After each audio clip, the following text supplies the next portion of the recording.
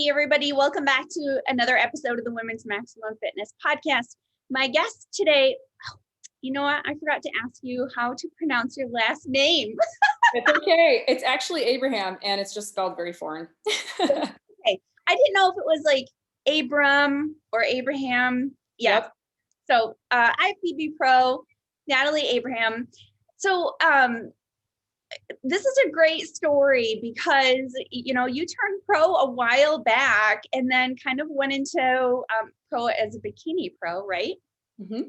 Yeah. And then kind of went into competing figure and then, and kind of just now are doing your thing, doing personal training. And we were just talking about this. It's something I think about all the time, especially seeing your social media.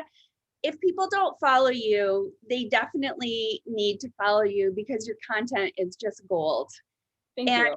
you are one of the few last men standing who are doing in-person personal training, and the videos that you post on social media are the content is just wonderful because you explain things, you demonstrate, and it's very practical information. So I love that you were in this, in the bodybuilding industry on the pro level, but you have taken it to a lot of the average people, helping with health and wellness. And it's such a greater audience. And I feel like you're just really doing your part. So thanks for coming on today. Absolutely. Thank you for having me. So let's start off a little bit. How did you get started in bodybuilding? What is your background in athletics? Like, what did you do as a child as far as like sports and such? So I'll give you a fun one. I am the only girl in my family. All my cousins are all boys. I have an older brother. In order for me to play, I had to like hang with the boys.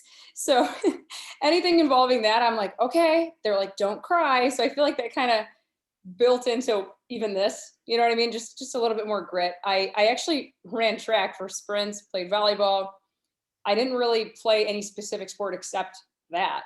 And so I think the hardest, or actually, I guess I'll start here, is I originally started training in conjunction when I started working for Lifetime Fitness in 2007. And I still work there. This is my 14th year training. So it's wild to even say that. And I thought I honestly was just going to be in the interim of just like, all right, I'm going to go to school. I was a pre-med. Went all the way through, and I'm like, I graduated and I did not want to go to medical school.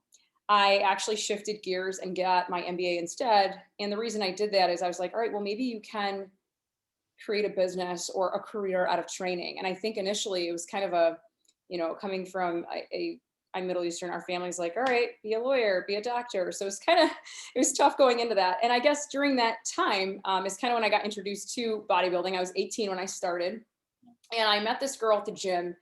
And I was like, what do you do? I was like, are you a gymnast? She's like, no, I'm a fitness competitor. And bikini had just come out that year, like the following year.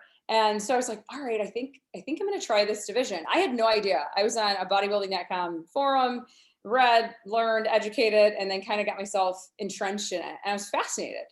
And it was interesting because I fell in love with the sport and kind of the process. And it forced me to learn, and whether you had clients that obviously weren't competing, but the general population is mentioned, it put into perspective just kind of like, hey, sit in the passenger seat for a little bit and see what that feels like.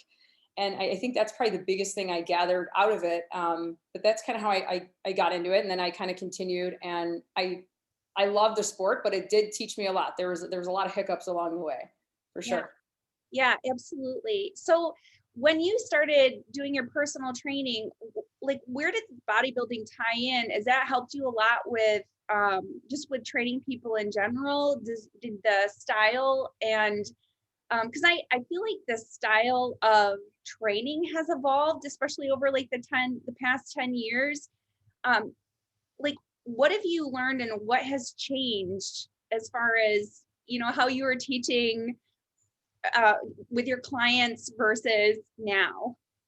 I have a running joke that I tell my clients: if I could refund the first 2, maybe to 5 years of training, I would do it, because of what I know now. And I think everything goes back to like capacity.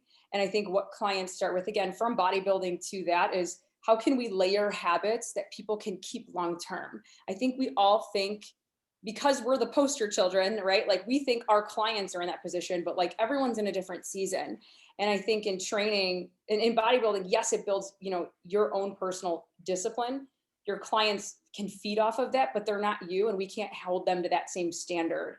And to your point with training, I think the cool part is, yes, training has evolved tremendously. I think my favorite to go back to is like, no matter what changes, because there's so many different styles of training and to each their own, I think nothing trumps functional. And I think when we think through that lens is even just watching, I have to say this, the evolution of women, if watching women, we have like 10 squat racks in our gym. And I have to tell you this, my favorite thing is like women have evolved in what strength training is now versus, you know what I mean? And I think women have evolved in that regard. I think we can attribute a lot of that to, whether anyone wants to admit it or not, CrossFit has really opened up a lot of doors and communities for women to get into strength training. Social media has opened up doors for women to say like, oh, sweet, like you can have muscle, I can too. And we've kind of really, like, I think bikini opened the door a lot for our sport for more mainstream. But I think watching that has been my ultimate favorite of watching clients, like from how we used to be to what we are now. Yeah, absolutely. So do you still run into a lot of women who think that lifting weights are going to make them big and bulky? Because I feel Absolutely. like, yeah, it's Absolutely. That stigma is not going to die. And when you look at, and this isn't to knock any format, but when you look at like group fitness too, is, you know, we give them the vinyl weights that are pink and we've color coordinated. We've kind of like taught society, hey, higher reps, cardio, you know, don't strength train, you're going to get bigger. And a lot of the aspect, I actually do a lot more nutrition than I do training now. So it's probably, my business is actually probably 50-50, but I would say probably more on the nutrition side. And I think it takes a while because I think women for sure take a lot.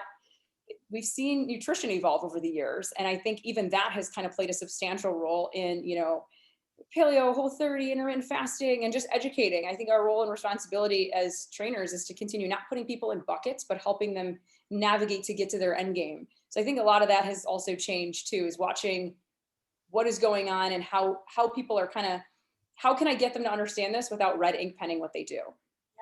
well, and I feel like it goes back to what you had said originally about the individual and finding what they can adhere to, you know, so when you can, you know, you have to, that's what they have to figure out. I think so many women are trying to, like, what is the best diet that's going to work for me to get me to my goal so that I can go back to my, Yes. my old way, my old habits. And, you know, habits have been, you know, if you follow the right people on social media, you see so much more about, you know, habits and behavior change rather than, you know, people are like, I have to be this person to get to my goal. And then I can go back, you know, to my old self. And that's how people get back to. And I think to your point, I think a lot of it is just it's diet culture. Like there's so much information. I think all of us are having, we're suckers for information, whether it be from any spectrum, from fitness to this, and I read this, or we just have like a little bit of a cognitive bias from like, well, this person did it, and it's everyone's metabolism is like their fingerprint. And I think when we look through that lens, it's a little bit easier to kind of say like, okay, this is what works for me and where I am. Yeah. Yeah, absolutely. So let's talk a little bit about your contest prep history. How long were you training before you stepped on stage then? So I've been working out since high school. Like I remember begging my mom to go to this beautiful club. Prior to that, I went to a Fitness USA where women and men went on different days. I don't know if you remember that era. What? That was my first gym membership. There was a gym that had, this is like, gosh, yeah, it's kind of wild. And then when we moved up this way to like more of the Shelby Township area, there was Lifetime. Lifetime was like, I remember it was, my parents were like, this is like a country club-esque style gym. Like it's expensive. And I remember that was like, when I first got my membership, I was 14. So I worked out, but like you had to learn, you know? And honestly, I think if it wasn't for the internet at that time and bodybuilding wasn't mainstream, we didn't have like Instagram, we didn't have anything. It was just forums. Yeah. The 2010 to 2013 was huge for women's bodybuilding because it really started to pick up the pace on social media. Whereas I know prior to that, it was always, I'm like, what are the guys doing? Because that's what all you could see. So you kind of had to just like learn from the guys. And then you started to have women posting stuff. And it was just like, oh, I've never seen women training before outside of like at a gym. Yes, agreed. And it was still new, like figure was still new at the time, So I think that just kind of evolved and people are like, oh, this is more attainable. This is more attainable. Yeah. And it opened up doors. Yeah, because all we knew was women's bodybuilding. And I mean, even now, like women's bodybuilding right now is gorgeous. Like, but it was sort of like, oh, that's really cool, but I don't want to look like that. You know what I mean? Yes. Yes. So, I mean, so that's kind of had a full circle. Women's bodybuilding has had sort of a full circle moment as well. Cause you look at people like Glenda Murray, Kim Nichols, and you're like, oh, they didn't look like, I mean, they're very muscular, but they didn't look like, oh, that's too much, So. And I think people meeting other competitors now in person versus, oh, I don't want to look like that. Exactly to your point. I think when you end up meeting them, because again, it's like when you see it on social media, you think smokes and mirrors, you meet them and most people don't look like what they think they look like online. And they're like, oh, these people are like, they look normal. Yeah. And a lot of people I still hear this about like bikini competitors too, because they're like, oh my gosh, they're small. You know what I mean? And it's like, or just like somebody looks so muscular, especially when they're so lean in a picture, and then you see them stand next to somebody and you're like, oh, that's not an accurate depiction of what the sport looks like. I'm like, no, we only look like a dried raisin for one day. Right, exactly. So when was the first time you stepped on stage then? 2010. It was not the Michigan. This was when I'm trying to think of our Michigan share. It was before the Michigan. It was like the first show of the year, and I don't remember which one it was. It's like the novice. Yeah, I'm trying to remember. Is it John Simmons? Was it his before? Prior to John Simmons, there was one more. I'm trying to think of who our chairman was then. It was his show. Oh gosh, why am I drawing a blank? Great Lake Iron Man? No, it was in March, but it was not March or April, I feel like. Gosh. I don't know. I'm drawing a blank. It'll come to me. Did they even it was one of Rick Romeo's shows. Okay. Oh gosh. That's what I'm talking about. See what I mean? It's like memory. I'm like, I don't even remember the name of the show because it's changed so many, you know what I mean? How old are you, Natalie? I'm 31. Okay. Oh, you're a lot younger than me. A lot shorter too. How tall are you? I'm only 5 feet tall. 5 feet tall. Like a Polly Pocket. Amazing, fun sized. Right? Strength. Right? Naughty. Very cool though. Yeah, so it was 2010, you stepped on stage. So did you love it? What was, I did. I had a great experience. My first show, and then actually I did the John Simmons was like my qualifier to do nationals. I remember I won that show and I was like, so now what do you do? Like, right. Where do you go? Like, and I remember because you're so new to it and you're just, I love the blessing of being a rookie in anything. Cause you're so humbled by everything. Yeah. Like, okay, you do a qualifying show and you can go to nationals. And I was like, okay, cool. Let's do it. So I signed up a few weeks right after and did John's. And then after John's, immediately into junior nationals. And I placed, I think, 4th there. And I cried because, that's what an 18-year-old would do. And I was like, what do you mean? I'm 45. I would cry too. I mean, I just, and again, I was so like, at this time, I think teams were starting to evolve. I still, again, coached my way through, and then Team Universe happened. I remember talking to an expediter backstage. I was like, they got more of these things. Like, again, I was so new to the sport. I am like the perfect version of a rook. And I was like, where do I find information, And I had no social media. So I had no idea what was going on. People are like on Facebook, Facebook had just kind of hit its stride. And I was like, all right, whatever. And I think that's actually when I joined Facebook because I was just learning.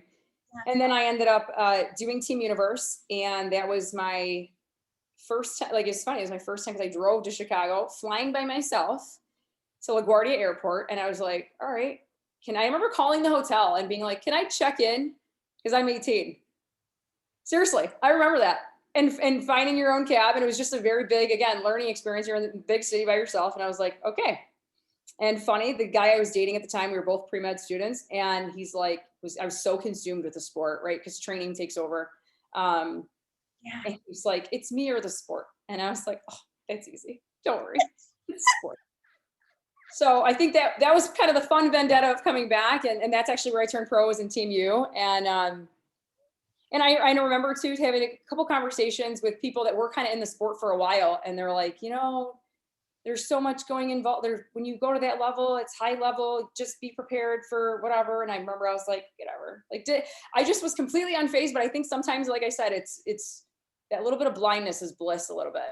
Yeah. Knowing too much. Like, I think the best part of that is not having social media. You're not looking up who's your lineup. I have competitors now and they're like, this person's competing. I go, put your phone away. Nobody cares. Worry about you. You know what I mean? The smokes and mirrors. You don't get wrapped up into it because you have no idea. You get there, you're brand new to it. And I just remember I was like, wow, this is okay. It was a rush. Yeah. It was a rush. It was a long day and you have nobody in you're by yourself. So you kind of got to grit it out by yourself. Yeah. That's it's so charming to hear you say it. It is true, because you think about it, when people are first competing, all the questions that they have, it just kind of makes you laugh, because it's like, wow, your head's really you don't have any idea what's going on. So oh yeah, I remember too, last minute change. They changed the side of the stage we were walking out on. And I remember being behind the curtain going, I don't know if I've ever walked from that side of the stage. And from that moment forward, every competitor I've ever met, I've taught to walk from both sides of the stage. Yep. I was like, because they're always like, what side are we walking out on? And I'm like, I don't know, better practice both ways, right? Exactly. I don't know where they're going to put you. You just be ready for your changes. And and it's and I think that's the big eye opener too, is like, you're taking the best in the country and you're putting them all in one place. Yeah. And I think the cool part too is the people, what bodybuilding really brings out is, man, you get to meet all walks of life in different positions, people from different countries, and you build probably the best relationships. It's a humbling, to even just to leave your own state and go to different places. I think the best part of it was the travel. Yeah. Just to travel, and you're on your own, you got to figure it out. And it's fascinating. And that girls backstage are amazing, because everybody's just like, did we just become best friends? Like, what do you? Yes, we're all of a sudden bonding on hey, can you glue my freaking bottoms to my butt? Can you make sure you know what I mean? And I think it's so, again, and I will say this, the most humbling experience for me was okay, take all your clothes off and we're going to spray you for your spray tan. And I remember standing there and I was like, wait a minute, everything it's just, and you're standing there like a bunch of herd, just everyone's standing there naked in their little tent. And, when I think back and I come from a conservative family, I was like, wait a minute, what am I doing? I got to stand here with all these people. It's different. It's totally different. You're just it's unexpected. And I don't care how confident or comfortable, it's not every day that you're getting spray painted and standing naked and you're having conversations with people and you're just, here I am to dry, Yeah. They're like, hey, can you just bend over a little bit? Yeah. I got to get the lines under your butt. Yeah. I got to get the creases. Yes. It's just a humbling. And again, it's stuff you don't think about, but until you're in it, you're like, okay, no one told me that. Well, and I feel like this is such a template for life as well, because you can practice and rehearse as much as you want to, but you cannot be expected, the unexpected. You can't prepare for the unexpected. It's just until you go through it, it's kind of it's like childbirth. You know what I mean? You're just you don't know what it's like until you go through your own unique experience. Exactly. It is. It's fascinating. It is. It really is. And even just juggling, I think the stage, prepping for a stage is a lot. It's a very selfish sport.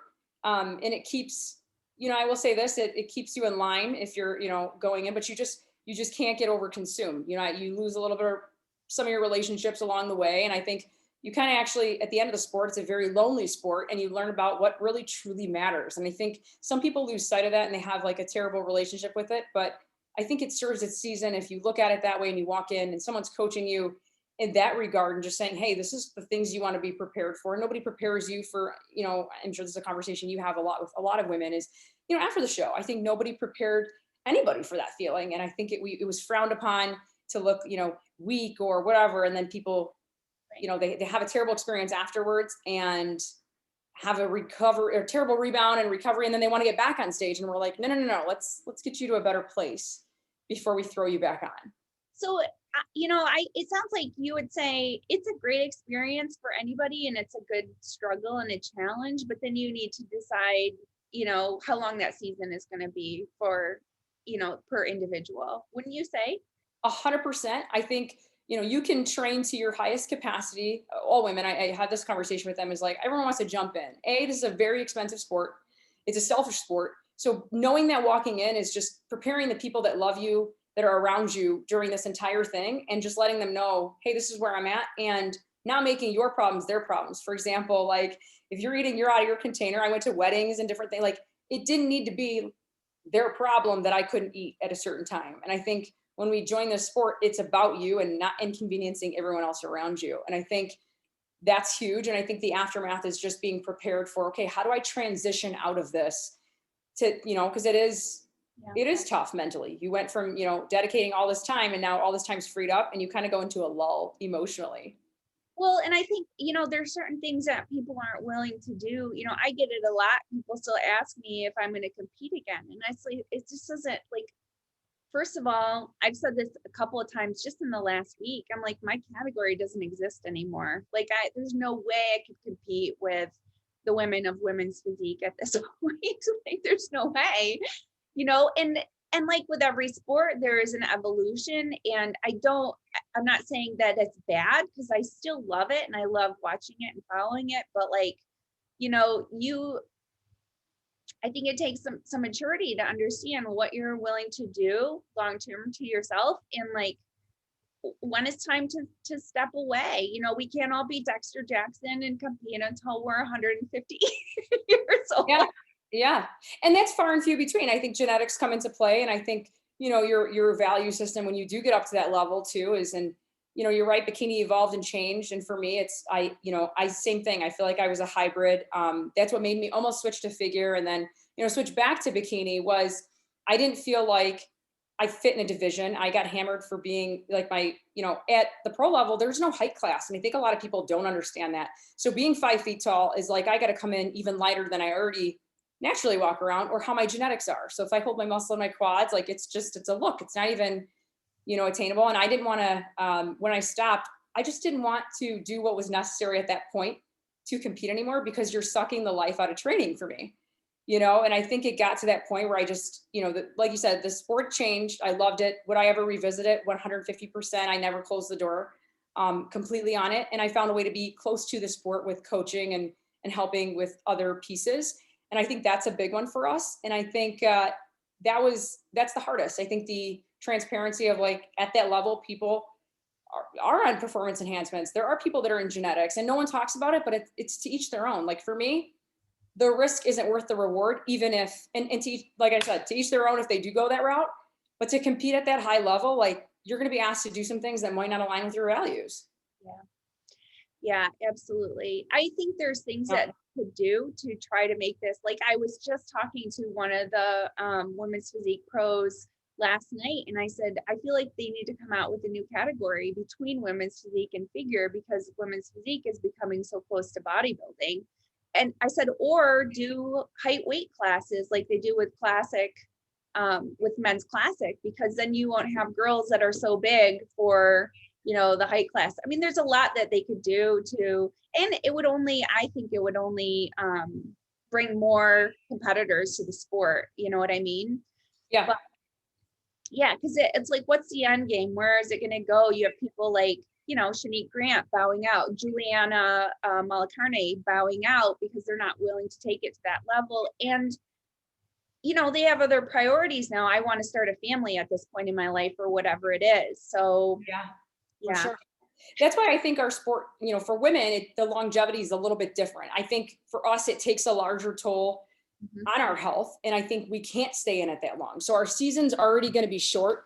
And the amount of women entering the sport is, I remember a national show being 200 to 400 competitors. Now, I think the height class goes up to like G.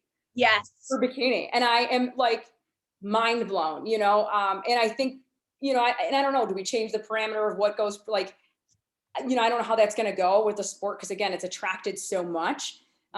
But it's challenging to like, I don't want to sit in that seat to make that choice either, Yeah. you know? And I think because there's so much and there's so many people, like our shelf life in bikini alone, that division I can speak on is really just a few years and you're out, you know, Right. just because Young.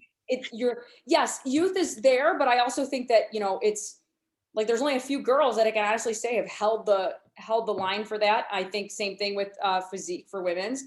I think we have that, and then people move on, you know, and they kind of just, and it is what it is. I totally understand that. Yeah. So, I mean, it's still it's definitely fun to watch. And like you said, you find different ways to be a part of the sport. I know that are you still emceeing? I am, yes, love it. That's my favorite. I don't remember what show I saw you first do that. And I was just like, this girl's gold. Like this was it was the best. I feel like the person who MCs the show, you have a lot of pressure because you are like the tie that holds the competitors and the audience together and makes everybody comfortable. And you do such a great job of making the competitors comfortable, which makes the audience members comfortable. So cool. Thank you. Thank you. I have a blast doing that. I have to tell you, that's like my favorite thing, because you're thinking of like someone's grandma sitting there and mom and going, what's the difference between this guy and that guy? And I always try to put myself in the audience seat, and it is super fun. And then, you know what it feels like to be on stage and first show jitters, and you're just trying to get them to just do you, man. Don't worry. You worked your tail off. We're going to have fun. Because it's intimidating, especially if people just don't have that, you know, comfort level being on stage. I don't think anyone's comfortable the first time they go on, and you're like, all right, you know, if their audience isn't there, you know, like sometimes you get a crowd that's half full for one person, and then the next guy comes out and it's dead silent, and you're like, all right, we gotta make sure we hype up this guy. So getting the audience going is huge. Yeah. Yeah, you do such a great job. I think for people who don't know, so we both live in Michigan, and that's kind of where our tie is. But you said you moved here, right? You didn't used to live here? No, I've lived here. I lived here. I was gonna say when we moved from a different city in Michigan when I was in my gym membership. Yeah. I got you. So, all right. So you coached yourself through all of your competing? I did. And then after I turned pro, I joined a team, and I had a terrible experience. Oh no. I did. I had just a very cookie cutter experience. Oh. And if it wasn't for that, and then I had to take a step back because it was not good for me. And then I tried another coach, and that was also very similar. And that's when I realized that the smokes and mirrors behind coaching existed. Yeah. And I think I go back to the social media hype, is like, you're seeing the highlight reel. So any aspiring competitors, like, do your homework on what you're getting and ask questions, man. You're buying this person and you're entrusting your entire health bill, whether it be for the freaking show or not. Like, just trust your gut on what's changing and what's happening, because their interest is just to get them, not everybody, their interest is to get you on stage, but post stage, do they have a plan for you? Are they, you know, like, we should be able to ask questions and have somebody that doesn't dismiss it. There should be a transparent and candid dialogue all the way through. I think this is something that we really miss, because there's a lot going on. Well, and I would say too that people need to know if their coach is providing them customized information, or if they're, you know, because like it'll be like, you know, either I'll provide you with a training program that isn't customized, or I'll provide you one that is customized if I know what equipment you have available. It's like you need to ask all these questions because I mean, you see it a lot, even with some of the really popular coaches. Agreed. They have 15 competitors in a show. And like, I've heard of people like, well, I'm doing this show. There's going to be 10 other people on my team there. And I got my peak week plan, 2 weeks ago, or like the week ahead of time. I'm like, you can't do peak week. Yeah. You have to do peak week hour by hour, day by day. Like, that's not. And that's the truth. You know, the more volume you have, I don't care how experienced you are in the sport, is like, if you've got 15 people, and not that it cannot be done, but I think there is a higher level of coaching that involves towards the end of like when you're at that final week. And I think when you have that many people to manage, you're taking down the coaching experience a little bit too. So I think having that many competitors is a challenge. It's a lot of work. It's a lot of work. 100%. I only take on so many at a time just because it is that. And I think their commitment level has to be there. There's no point. It's a terrible relationship when both parties are, not present. You know what I mean? Like the coach is showing up and they're putting everything else, and you've got a competitor that maybe they're not just not ready. You know what I mean? I think just having a candid conversation of like, what's your relationship with food look like? This is what the sport, just being honest in the beginning, I think helps us weed out like what comes to the stage. This isn't the effort sport where you show up half-hearted. I think this is a sport where it's a little bit more, and I am a little stringent on that one because I'm like, why show up? Like you're spending all this time and money. You've got competitors who put their heart and soul in it. Let's show up ready. This isn't cross the finish line sport. Yeah, I would agree. Would you say that even for a first time, because I get people who a lot of times I just don't even, work with them because, people want to do a show. They've been lifting for 6 months or whatever. They've lost a bunch of weight. Now I want to do a bodybuilding competition. And you're like,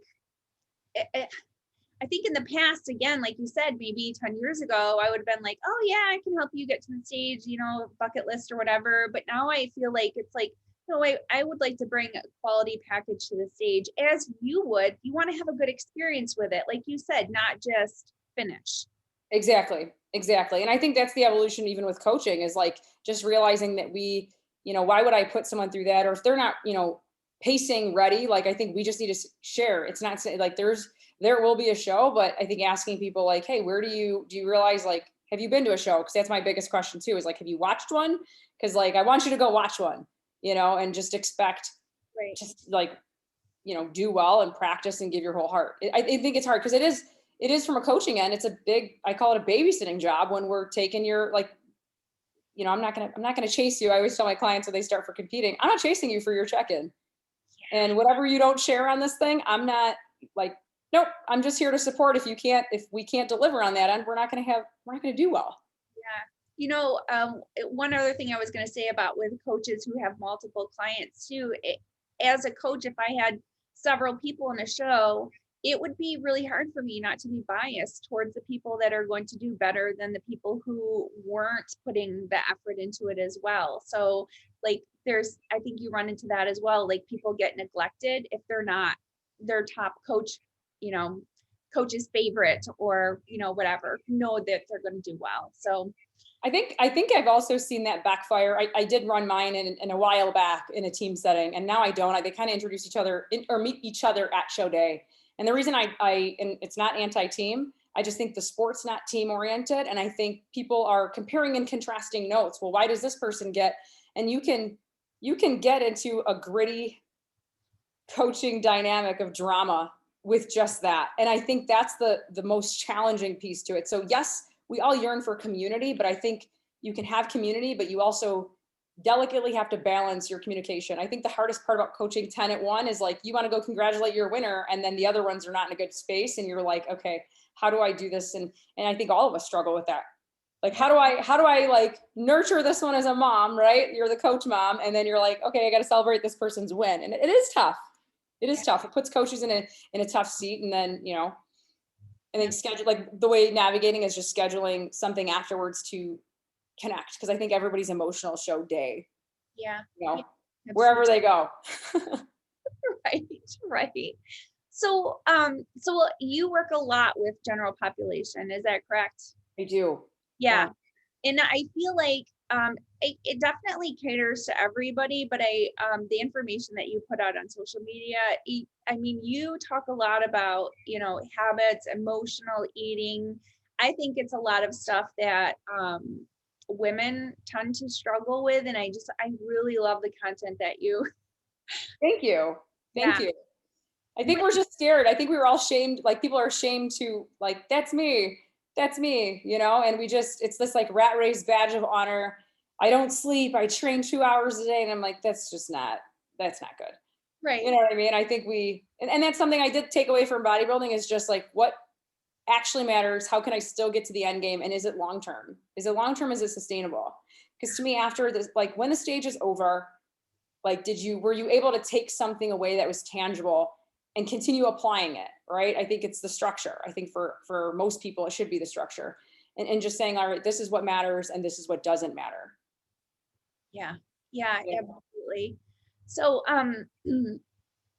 so what are some of the, like, let's talk a little bit about like food relationships that you talk about with women. So this is a very common theme, is it not?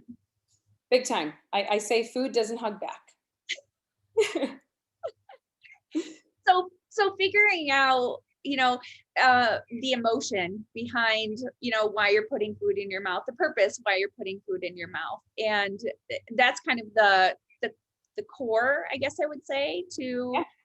discovering why you're overeating, which is probably the most part what people are doing, overeating, maybe restricting. Yeah. Yeah, I would agree. I think a lot of it is trying to walk people through their day, because my goal isn't just to give them like, hey, this is what you should do, is kind of have them like critically think and go backwards. Like, okay, what were you doing? Where were you eating? Did you eat prior?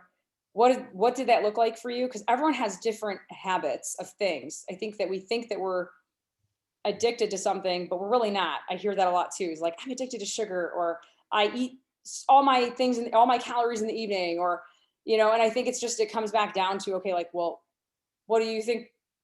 How did you get there? Let's start with how did you get there? Or what's going on? One of the like I do a lot of online coaching, and on their check-in sheet is they have to rate their stress and their sleep, energy, digestive. So just a 10,000 foot overview. And we can learn a lot from why people fall off with just that score and say, okay, like what's going on in your life that we need to address, or what can we take off your plate? Yeah. Because everyone just wants to just jump the gun, strip this all down. I'm like, you haven't been doing that. So for us to go do that is not going to work. Right. And I think our biggest thing is as a coach is kind of having the harness of like pulling people back. They want to run. They're the like anxious dog. And you're like, no. Slow down. Let's get this consistent. Let's build something that's 80% compliant versus 100, because you're going to hold that over the long term. Yeah. And develop like no category for food. It's, yeah, if you had a slice of pizza and a glass of wine, like, let's move on. We're good. Did you enjoy it? Like, that's my main thing, is that you don't have that guilt and shame tied to that feeling. Yeah. And actually getting people in touch with their hunger cues. Yeah. And it's funny because as I probably coach half and half male and female. Males have the same, I've over the past few years as check-ins have evolved of like, hey, what went well this week and what didn't? And they start to see their own triggers. And I think, after halfway through their program, they're like, oh my God, I'm an emotional eater. Yeah. And it's helping them navigate to like, I'm stressed out. I didn't eat. This is what happened. And I'm like, okay, here we go. And then you kind of work backwards and you strategize with them. And that really does make a humongous difference. It's fun because I know one of the things that I love about online coaching is it's like problem solving. It's like being a detective when, yes. Yeah. And, I think that like, that's just the type of person I am, is just like, I'm a problem solver. You know what I mean? So yes. Yeah. Yes. Yeah. But you're absolutely right, because I mean, I've had this with clients too, who, they come to you, they've lost weight before and they gained it back. And it's like, okay, what's my program going to look like this time? And you're like, no, we need to figure out why you can stick to that program, rather than just give you another one that you're going to do this, lose the weight, and then gain it all back again, So sometimes, a 3 or 4 month program might look like, let's identify cues. Let's, like you said, be in tune with, like your stress and what's going on, and figure out how to like not gain weight during this time, which is a huge step for progress, I think anyways. And, we'll work on some of those behaviors. So it is. And I think teaching people how to adjust the dial, like no time is perfect time, right? So like, instead of being on and off, you need to just have a little slider down of like, okay, I'm going to be 7 right now. I'm sitting in a 7, and this is what 7 looks like for me. And then, adjusting from that. Cause I think that's what happens too, is everyone wants to come in. They want the like cookie cutter, lay out my meal plan and every single thing. And I'm like, this isn't linear, baby. We're not rolling. So, and I'm like, but that doesn't teach us how to eat. So that's why I've always advocated towards like, it'll Yeah. help you in structure, but this isn't going to be how it's going to go because that's not the reality. If you want a meal plan, go to Google, like go type in, meal plan, and the basics are the same when you Yeah. really look at it. And in every program too, I think when you look at, the trend of intermittent fasting, and I tell everyone, you don't have to belong to any diet camp. You can have plant-based proteins and animal-based, and you don't have to like say I'm on one side. I'm like, you could do both. If you want to eat, like I struggle with a lot of women don't like animal-based protein. I do, I love it. But I think a lot of women, again, in general population, I hate meat. I don't like the texture. And once people identify that as like, okay, well, let's look at different sources. It's not just meat, Right. is just helping people realize like there is a strategy and a solution behind it versus, okay, or I don't like to cook, or I don't want to eat the same thing every day. These are common things that you hear. You're like, okay, let's make it better for you. Like, where Right. are your go-tos? Right. No, absolutely. It is funny. I think the best moments are when people realize they can have their foods in moderation and still be losing weight. But because they've been spending so much time, people spend so much time going, I can't, this food is bad, off limits, whatever. And then they're like, oh, I had 2 pieces of pizza one night this week. Like you said, pizza and wine, and then checked in on Saturday, still down weight or whatever. And it's Yeah, like yeah, mind blowing. Yeah. it is. And I think that's the hard part is I'm like, okay, well, where do you want to be? Like, and I think identifying that in the beginning with clients is the most important, is figuring out like sharing that this process is not going to be linear, sharing that it's going to be a long-term goal, and depending on how many times you deviate, that's okay. Okay, let's like hop back on. That way you're just like, because I think some people, after a few weeks, they throw in the towel or it becomes difficult. And I think we have to remind ourselves that we got to continue challenging. It's not going to come easy unless we're intentional about it. It's not going to happen. Yeah. This food's not going to magically show up, and life's busy. Like we could have the basics down, but I think just knowing ahead of time, all right, like where am I going to eat? People are going to get back to the office, I think, here in just, the next few months. And I think that's going to be another like change. So I think we have to build that. And I think the pandemic showed us a lot too. Like people had all this time, right? And everybody responded differently, and some people did really well and some people did not, and that's okay. And I think that just showed us like time isn't the issue, is like where are we intentional, and hopefully people were able to learn from that experience and say, let me take a step back because my health matters. Yeah. I could say I'm not to the fullest of capacity. I know when to say no. Like I used to just pile on my day, and now I'm like, this is my capacity and I like it, and I think it's better that way, and I can operate better when I'm in a good place too. Yeah. Yeah, absolutely. I've heard so much from people through the pandemic where, like you said, some people thrived and some people, completely lost it. But I think that's kind of the theme of life as well too, is like, what was your experience and what did you learn from it? Let's just evaluate, because how you chose to behave through that time isn't really good or bad. It's just, that's how you are. So It is. And I think that's the biggest thing with online coaching that I love, is like the reflect, is putting people back and saying like, don't tell me what you didn't do well. I'm not the priest. I'm not going to give you penance. Like, here we go. Should I not eat any carbs for the next 2 days? Cause I'm like, no, we're not doing, but I think it helps people to see like, these are teachable moments. Data helps us. You can't manage what you don't track. So when you have something to look at, you can go like, yeah, this is what happened. I got stuck on a conference call here. This is not good. Like, this is where my window is. I didn't plan here, and then move from there. I think you're right. Like those are the teachable moments. And I think that's the fun part, as we mentioned, is like just helping other people navigate and saying like, are you willing to do this, versus just saying, do this, go. Cause that's not empowering you to make the right decision when you are in another position similar.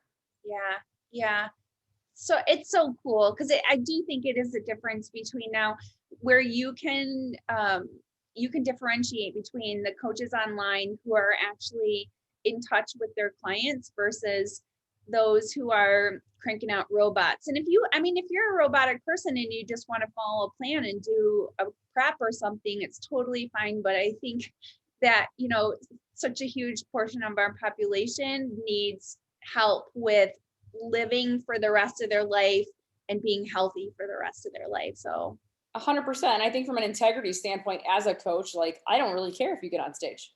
Like I actually, to say that very forward, is I'd rather you be in a good place emotionally, mentally, and if you never stepped on stage. And like some people, it's more training for the aesthetic. I think they like that look, but if you get them to a point where they aesthetically like the way they look and they don't need the stage and it's not to say don't ever step on stage, I think it's okay. Like I think it's okay, and I think we have normalized that too now. Is to start to see people like, hey, you know what? I don't need to do that. It's okay.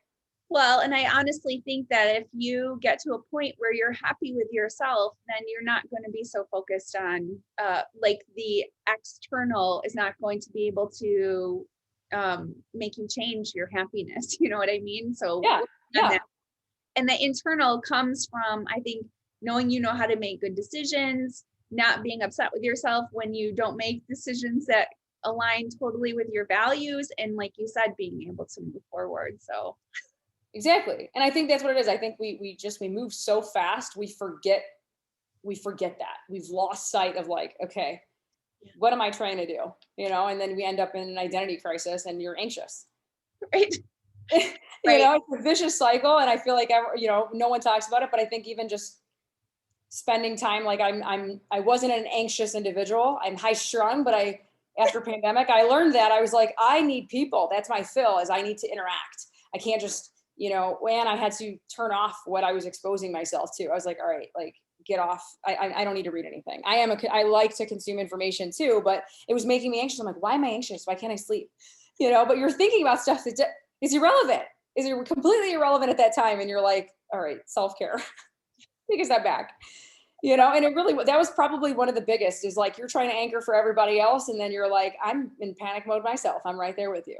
Yeah, I know. Oh my goodness. And I mean, recognizing that is huge, and what it is that's causing these triggers, and being able to, like you said, turn off the switches that are triggering the anxiety. It reminds me of being in the airplane, and it's like, put your mask on first, and then you can hand a mask to somebody else and you'll be okay. It's just that's the only way I can look at it now, for Right. sure, in hindsight. So when lockdown hit you, obviously gyms were shut down over there. So what did you do during that time? Fun. I actually, my online, I had a platform already, like that I kind of navigated with online. My online exploded and has still continued to grow, and it's so wild because I've been off, like I've been logged off. I haven't been on as much as I normally would be, or even posted. That saved my butt completely. And even just checking in with people, I was able to just continue. I think I checked on more people than, because I had more time. So that kind of filled it. Funny, because I would randomly find myself, because I've always worked like a 10, 12-hour day. I've never sat home. I didn't know what to do with myself. Thank God I have a dog, to get out. And I would go randomly in the morning. I'd go like to Lowe's to walk around because I just couldn't sit still. And I actually did a lot of home improvement. I did my floors, like we got like so much stuff done. And my theme was like minimalism, of just getting rid of a lot of things and just realizing like what I actually need versus what I have. And that was probably the most freeing / liberating feeling, was getting my garbage man. Probably wanted to, I don't even have a lot of stuff. It was just wild. I think I spent more time organizing than anybody else. I'm like, I threw out more things. I'm like, what are all of these things? Like, why do I have all this stuff? And I've actually even toned down like what I buy. I'm like, we don't need it. I think that was my biggest takeaway. As wild as that sounds. People eat their feelings. I shop my feelings, Deb. That's what I used to do. Well, Amazon makes it so easy, right? Like, you want this tomorrow? Yes. And that was something a big takeaway for me, actually, this pandemic, was I was like, stop buying your feelings. Yeah. So we all have our crutch. It's good to know that you're normal. Yes. Right. Thank you. For sure. So cool. So when was the last time that you stepped off, when you stepped off stage? What was the last time? Indie Pro, I think in 2018 or 19, 2018. 2018. Oh, it wasn't Yeah. long ago. No. So No. what was that experience? And then that was when you stepped away. What was your thought process? I didn't call it was over for me. I think I was in a really, big place for my business. And I think that's when I realized, I was like, okay, you can't be a good coach or get to that next phase of expansion in your business if you're gonna like, because it takes away so much of your time, and it's emotionally draining. And then that's kind of when I was like, all right, hang this up. It's okay. You can visit it later. And that couple of years after not competing, it was weird because you've been doing it for 10 years. So you're like, what do I do now? Yeah. You know, and prior to that, I started to do a little bit more on the powerlifting end the year prior, and I really enjoyed it because it was a metric tied to it, and I had a blast. If I had to revisit, I may revisit that, you know, just because you want something to train for or something, you know, and you're like, okay. And I had such a great experience doing it because you kind of know what you need to pull or before you even get there. So I enjoyed that aspect. I think you get to a point where bodybuilding where you're like, I don't fit the mold, kind of what you mentioned. And I felt that. I definitely felt that at my last show because I went back to bikini as mentioned. And, you know, I did the Chicago and I did the Indy, and I had a phenomenal experience with both. I had a great time, but I knew, I was like, all right, you're tapped. You're tapped. I didn't even have the fire emotionally to continue. Like I enjoy the training because I still train like you're competing, but like I didn't have that anymore. And my fuel to my fire tank was my clients, like enjoying taking others on stage. And that's when I was like, all right, sit. It's time for you to sit down. It's okay. Yeah, I think there comes a time where you're just like, I'm going to pass the torch. And, you know, I do a little bit with clients, but that's kind of where the podcast started because I was like, I want to be involved. There's amazing athletes and women in this industry. Everybody has an awesome story. So many people providing great information. We need to give them, you know, voices so that you can see the human behind the athlete. I love that. Absolutely. And I think it's great because I think there isn't a lot of information, and now there is, but like it's good to highlight that because there wasn't a lot of information for women, and just gaining comfort in knowing that like, hey, that person struggled with this. I'm going through that. You know, when I was studying in a different phase in my life, it was different. I didn't care. Like it was just, you can live a little bit reckless in your 20s and not care. And even just the amount of, from a finance position, like I spent fortune competing. Like when I think back, it's like nobody tells you that either. I mean, by the time I went to Team U, I remember I was like, I probably had a couple $100 in my bank account. I could not wait to go there. And no one talks about this because at that age bracket, like you're not thinking about finance. You're not thinking about what you could spend or save. And you're just, so I think even highlighting that, because I think a lot of girls, you know, they get in the sport and they just immediately want to rush to this title. I was like, listen, you can get up there and it's going to be another big fishbowl. Like you're going to feel so small, and it's great. Don't get me wrong. And I enjoyed every minute of it, but then you got to figure out where your pivot is. Is this part of your business? Is this a hobby? Where do you want to go? Yeah. And change gears? And I think that's hard for a lot of people. Did you turn pro in the course of a year time from the time? Yeah, my fourth show. I know. I'm an anomaly. I'm an anomaly. I was like, yeah. You and me. That's when bikini was like the off the rack suit was still there, right? So like I remember I was like, I think I want this red suit. Yeah. Okay, click. And it was so different. The sport was so different, and it changed. Now it's like a blinged out suit, just like figure, and it's so different, and it's fascinating to watch. Even just the posing is so different too. Yeah. Oh yeah. I feel like the resale on suits is very similar to wedding rings, which I don't know if you have any knowledge of this, but I remember I had a $6,000 wedding ring that I tried to pawn, and it was like, they're like, we'll give you $800 for it. And I was like, you're like, never mind. Yeah. Yeah. Right? Yeah. Suits are the same. You're like $3,000 and you can sell that one for $400. I know. And that's why I tell girls too, to lean on, you know, I house a few suits. So when I meet some competitors, and like some girls have spent $800 to $1,000 on a suit, I'm like, would you like me to keep that suit to rent out for you? Yeah. And I'll have them rent out a couple suits because and if you know you're only going to do one or two, I think like be smart, because that is the entry fees alone. I mean, you're walking in, and that's what I try to explain to a lot of women is like, before when they reach out, I send them a price sheet of what contest prep looks like, because that, and then what's due when with a little asterisk on it. So that way they have an idea. Because had I known that, I think I also would have been, you know, like, holy cow, when you add all those things in, and I didn't even have a coaching fee at that time. So add the coaching fee in, and the travel and the whatnot, like it's a lot. It's a lot. Some of the national shows are, $400 to just get to do a national show now. Yeah. I don't even remember that. Right. Plus a crossover or whatever, if you wanted to compete in different, versus the open versus, whatever. So. Yeah. But I think even highlighting that for people is just saying like, hey, this is a big event. And that's why it goes back to like, don't get on stage unless you're ready, because this is like a big commitment financially. I call it like golf, because golf's an expensive sport. I'm like, okay, this is like, just be prepared for this is what's coming down the pipeline and who's in your support team. Because I think that's the other thing, sometimes I have some like moms, the husband is not supportive. I'm like, this is going to be not good. Yeah. Like, let's have a conversation with your spouse before you answer this. Because we're not trying to ruin a marriage over a sport. It's not worth it.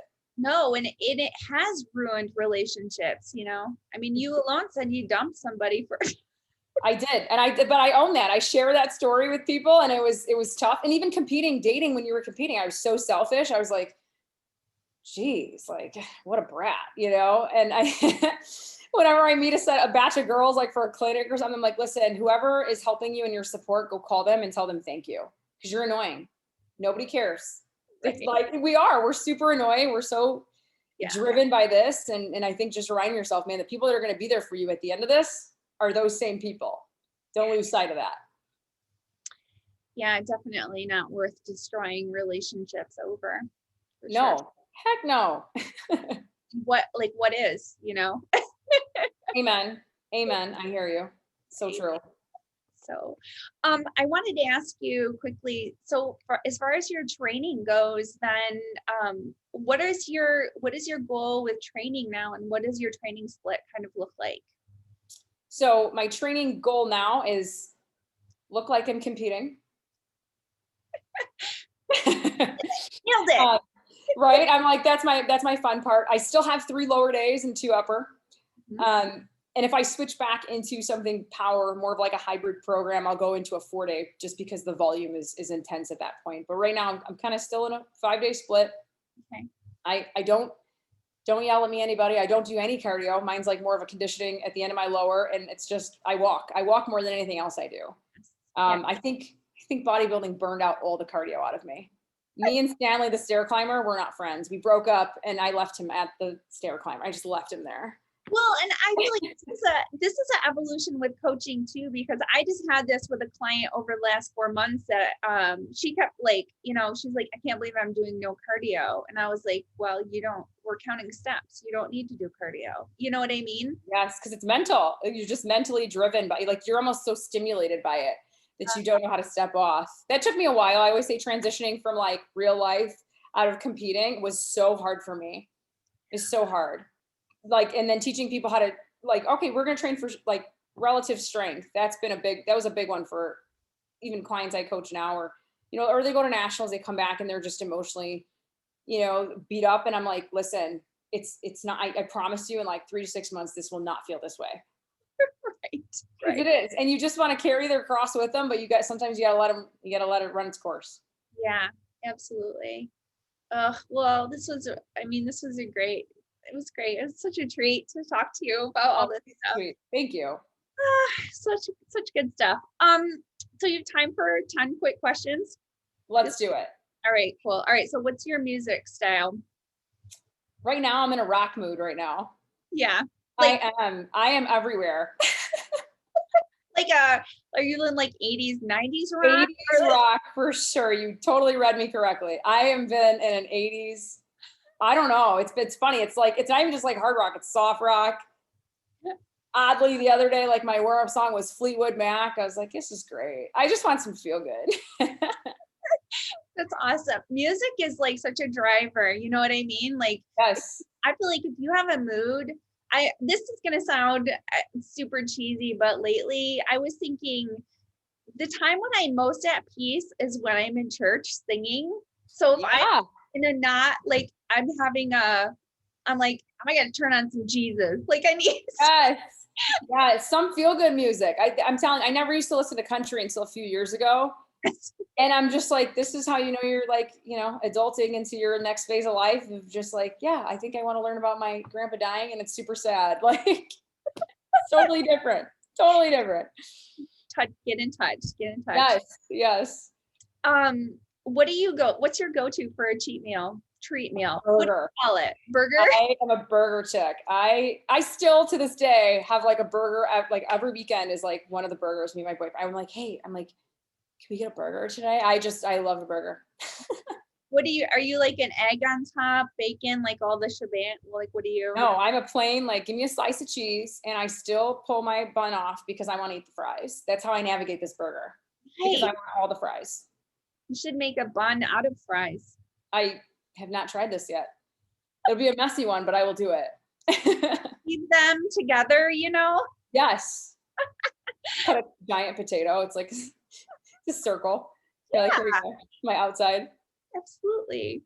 What is your favorite ice cream flavor? Do you like ice cream? Vanilla, you guys, I'm so boring. Vanilla, or if I find like cookie dough, I actually dig out all the pieces of cookie dough and then eat it. Yes. I'm a weirdo.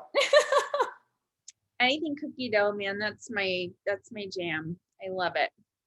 What is your favorite and your least favorite thing about social media? Whoops. Lost you. You there?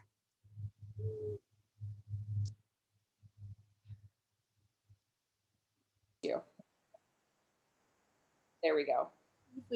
I might have to splice those. We'll see. All right. What's your favorite and your least favorite thing about social media? My favorite is I love the home decor aspect of things. I love I'm a picture person. So I'm like, oh, inspiration for this, or like a cleaning hack. Love that. That's one of my favorite things about social media is like the randomness of finding like little tidbits that are resourceful for me. Least favorite is probably like the smokes and mirrors. And I think it goes to like the fitness industry I'm like, don't do that to them because it's not real. Like, I think that's the coaching side of me that just is. Yeah. I don't like the lack of authenticity of people selling things that we know are not like contributing to the common denominator. I guess that's my biggest hang up with social media. I'm all about you can run your business, but there's things that I'm like, no. I think I had said one time on one of Dr. Bill Campbell's posts that like if the people that were doing things correctly were just really loud and consistent about things, I think we would be able to drown out a lot of the quick fix, detox. Yes. Ever, because people are always looking for an edge to try to sell something. And it's like, there's just nothing, yes.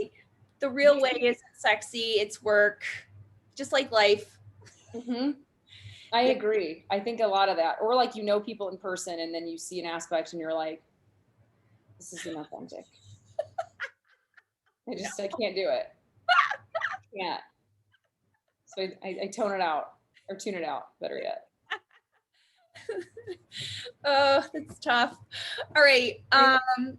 What is your biggest gym pet peeve? Oh, gosh, not racking weights. Put your stuff away. I am not your mom. Yeah, it is very frustrating. I remember when I had torn my rotator cuff and so I went into the gym to train legs. And that's when I realized, because I couldn't move 45-pound plates off of, and I was like, oh my gosh, like I want to use this and I can't move it with one hand.